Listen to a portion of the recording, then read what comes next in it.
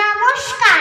বিশ্বকবি রবীন্দ্রনাথ ঠাকুরের কবিতা সার্থক জনম।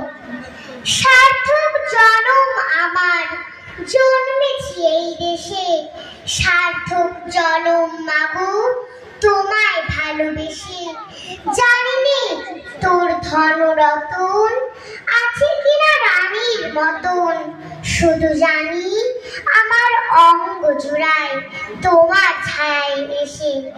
কোন বনেতে জানি নে ফুল গন্ধে এমন করে আকুল, কোন গগনে ওঠে রে চাঁদ এমন হাসি হেসে।